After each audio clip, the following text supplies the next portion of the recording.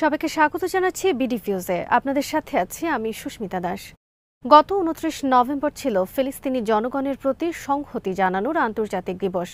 বিশ্বের যেসব দেশ ও আন্দোলন দীর্ঘদিন ধরে উপনিবেশবাদের বিরুদ্ধে লড়াই সংগ্রাম করে আসছে, তাদের পক্ষ থেকে ইহুদি উপনিবেশবাদী রাষ্ট্র ইসরায়েলের বর্বরতার বিরুদ্ধে ফিলিস্তিনিদের রক্তক্ষয়ী স্বাধীনতা সংগ্রামের প্রতি সংহতি প্রকাশ করার দীর্ঘ ইতিহাস রয়েছে। বিশেষ করে ল্যাটিন আমেরিকা, আফ্রিকা ও এশিয়ার বহু দেশ ও সংগঠন ফিলিস্তিনিদের উপনিবেশ বিরোধী সংগ্রামের প্রতি সমর্থন ও সহানুভূতি জানিয়ে আসছে। গাজা ইসরায়েলের বর্বরতা ও গণহত্যার কারণে ফিলিস্তিনিদের প্রতিরোধ সংগ্রাম ধীরে ধীরে একটি বিশ্ব আন্দোলনে রূপ নিয়েছে। এ ব্যাপারে বিস্তারিত থাকছে মোতালেব জামালির প্রতিবেদনে।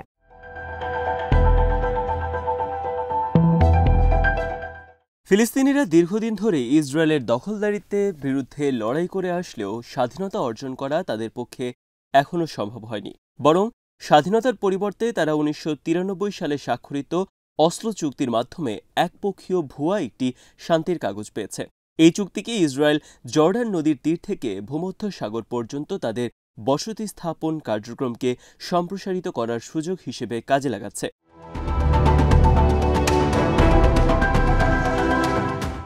যুক্তরাষ্ট্রের মধ্যস্থতায় স্বাক্ষরিত তথাকথিত এই শান্তি চুক্তি ফিলিস্তিনিদের নিরাপত্তা, অধিকার ও মর্যাদা নিশ্চিত করতে সম্পূর্ণভাবে ব্যর্থ হয়েছে, যার পরিণতি ফিলিস্তিনিদের আজকের এই দুর্দশা। গাজা উপত্যকায় চলমান ইসরায়েলি আগ্রাসনের মূল লক্ষ্য হচ্ছে ছোট এই ভূখণ্ড থেকে ফিলিস্তিনিদের বিতাড়িত করে সেখানে ইহুদি বসতি স্থাপন করা। গাজা, পূর্ব জেরুজালেম সহ অধিকৃত পশ্চিম তীর ও ইসরায়েলে বসবাসকারী ফিলিস্তিনিরা যুগ যুগ ধরে ইসরায়েলের নির্মম নির্যাতন নিপীড়ন সহ্য করে তাদের স্বাধীন রাষ্ট্র প্রতিষ্ঠার লড়াইয়ে অবিচল রয়েছেন। ফিলিস্তিনি লেখক তারেক বাকুনি তার জাতির সবাইকে স্মরণ করিয়ে দিয়ে বলেছেন, স্বাধীনতা অর্জনের লড়াইয়ে অবিচল থাকার বিকল্প হচ্ছে নিজেদের অধিকারের কথা বিস্মৃত হওয়া।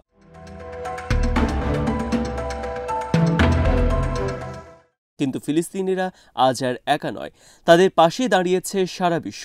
তাদের অধিকার আদায়ের এই লড়াই আজ আর স্থানীয় নয়, এটি চূড়ান্তভাবেই রূপ নিয়েছে বৈশ্বিক এক আন্দোলনে। এছাড়া মধ্যপ্রাচ্যেও বিভিন্ন দেশসহ সারা বিশ্বেই আজ ফিলিস্তিনিরা ছড়িয়ে রয়েছে। ১৯৪৮ ও ৬৭ সালের যুদ্ধ ছাড়াও বিভিন্ন সময়ে কৌশলে ফিলিস্তিনিদেরকে তাদের বাড়িঘর থেকে উচ্ছেদ করেছে ইসরায়েল।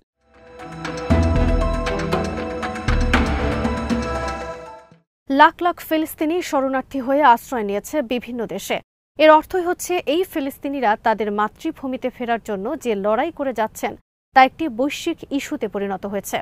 চলতি বছরের জুলাই মাসে ফিলিস্তিনি পরিসংখ্যান ব্যুরোর প্রকাশিত তথ্য অনুযায়ী বর্তমানে বিশ্বের বিভিন্ন দেশে আনুমানিক ১,৪৮,০০,০০০ ফিলিস্তিনি বসবাস করছে।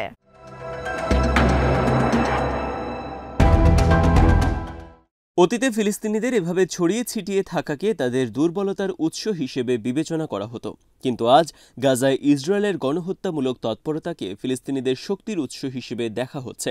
কারণ এই পরিস্থিতি ফিলিস্তিনিদের পক্ষে আন্তর্জাতিক সংহতি সৃষ্টির পথ তৈরি করে দিয়েছে।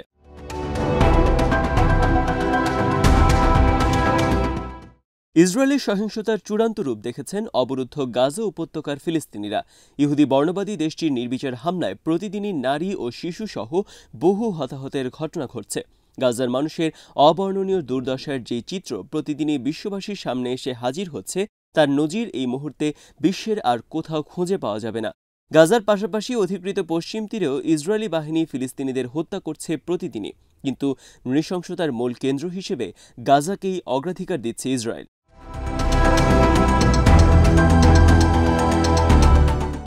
লন্ডনের কুইন মেরি ইউনিভার্সিটির ইন্টারন্যাশনাল ক্রেস্ট ক্রাইম ইনিশিয়েটিভের সিনিয়র রিসার্চ ফেলো এবং think tank Security in Context এর সিনিয়র গবেষক ম্যান্ডি টার্নার মিডল ইস্ট আইকে বলেন, গাজার তুলনায় পশ্চিম তীরে ফিলিস্তিনিরা এখনও ভালো আছেন। অধিকৃত পশ্চিম তীরের এক বন্ধু তাকে জানিয়েছেন, ইসরায়েলি সেনারা প্রতিদিনই পশ্চিম তীরের বিভিন্ন এলাকায় অভিযান চালিয়ে একাধিক ফিলিস্তিনিকে হত্যা করছে, কিন্তু গাজার ফিলিস্তিনিরা যে ভয়াবহ পরিস্থিতির মধ্যে দিয়ে যাচ্ছে তার তুলনায় পশ্চিম তীরের সেনা অভিযান বলতে গেলে কিছুই না।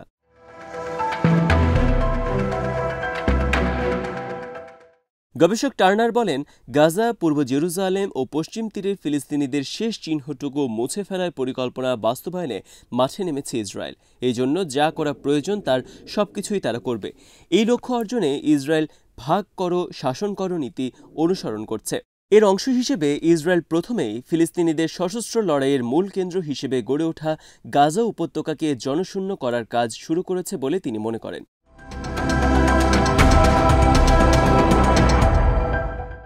ফিলিস্তিনি লেখক মাজিন কুমশিয়ে তার popular resistance in Palestine a history of hope and empowerment বইয়ে বলেছেন, আত্মঘাতী বোমা হামলা, রকেট ছোড়া, বিমান ছিনতাই ও জিম্মি হিসেবে আটকে রাখার মতো কাজগুলো ব্যতিক্রমী ঘটনা।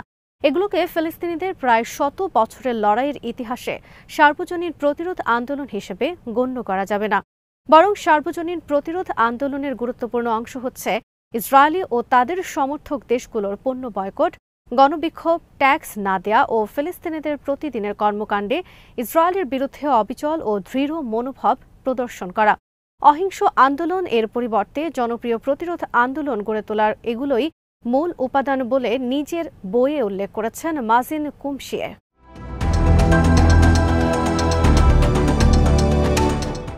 ফিলিস্তিনিরা তাদের এই জনপ্রিয় প্রতিরোধ আন্দোলনকে সারা বিশ্বে ছড়িয়ে দিতে পেরেছে বলেই ইসরায়েলের নৃশংস আগ্রাসনের বিরুদ্ধে বিশ্বব্যাপী লাখ লাখ মানুষ রাস্তায় নেমে ইসরায়েলের বর্বরতার বিরুদ্ধে প্রতিবাদ মিছিল করছেন। অনেক দেশ ইসরায়েলের সাথে কূটনৈতিক সম্পর্ক ছিন্ন করেছে।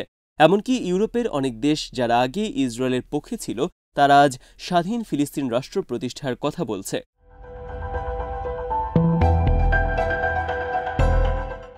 পশ্চিমা বিশ্বের অনেক দেশই আগে যুক্তরাষ্ট্র ও ব্রিটেনের সুরে সুর মিলিয়ে ইসরায়েলের আত্মরক্ষার অধিকারের কথা বলত। ইসরায়েলি দখলদারিত্বের কারণে ফিলিস্তিনিদের জীবনে যে অবর্ণনীয় দুর্দশার সৃষ্টি হয়েছে তা দেখেও নীরব ছিল পশ্চিমারা। এমনকি ইসরায়েলি অপপ্রচারে বিভ্রান্ত হয়ে তারা ফিলিস্তিনি প্রতিরোধ যোদ্ধাদেরকে সন্ত্রাসীর তকমাও দিয়েছে।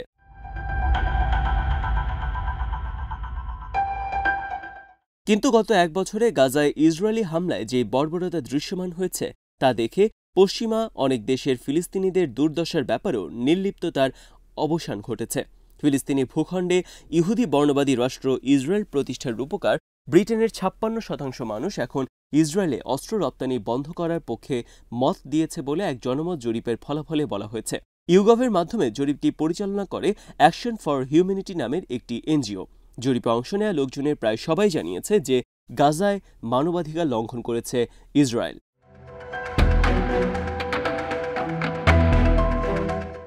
বর্তমানে ইসরায়েলের প্রধান সমর্থক ও পৃষ্ঠপোষক যুক্তরাষ্ট্রের প্রেসিডেন্ট জো বাইডেনের প্রশাসন গাজা ইসরায়েলি বর্বরতা ও গণহত্যার ন্যায্যতা প্রমাণ করার চেষ্টা করলেও তাতে সমর্থন জানায়নি সংখ্যাগরিষ্ঠ মার্কিন জনগণ। অন্যদিকে 7 অক্টোবরের হামলার পর আরব বিশ্বের নেতারাও স্বাধীন ফিলিস্তিন রাষ্ট্র প্রতিষ্ঠার দাবিতে ইসরায়েলের ওপর চাপ সৃষ্টি করেছেন।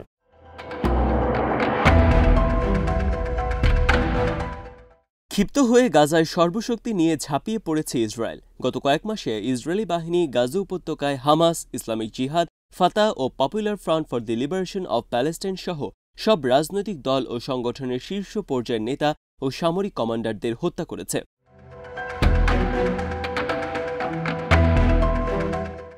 কিন্তু তারপরও গাজায় দখলদার বাহিনীর বিরুদ্ধে লড়াই অব্যাহত আছে।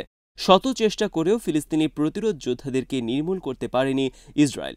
অন্যদিকে গাজার ফিলিস্তিনিদের সহায়তায় এগিয়ে আসা লেবাননের সশস্ত্র সংগঠন হিজবুল্লাহর সাথে যুদ্ধে জড়িয়ে পরাজয়ের দ্বারপ্রান্তে গিয়ে তাদের সাথে যুদ্ধবিরতি চুক্তিতে বাধ্য হয়েছেন ইসরায়েলি প্রধানমন্ত্রী বেনিয়ামিন নেতানিয়াহু।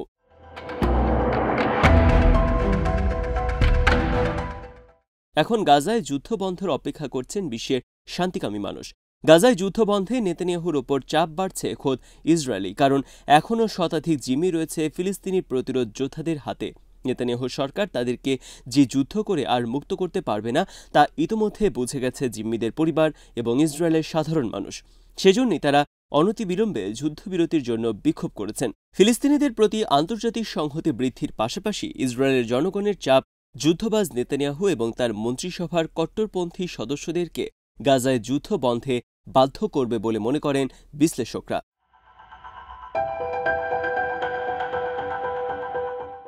আজ এখানেই শেষ করছি। সবাই ভালো থাকুন, সুস্থ থাকুন আর দেখতে থাকুন বিডি ভিউজ। চ্যানেলটি ভালো লাগলে সাবস্ক্রাইব করুন, সংযুক্ত থাকুন আমাদের ফেসবুক পেজে।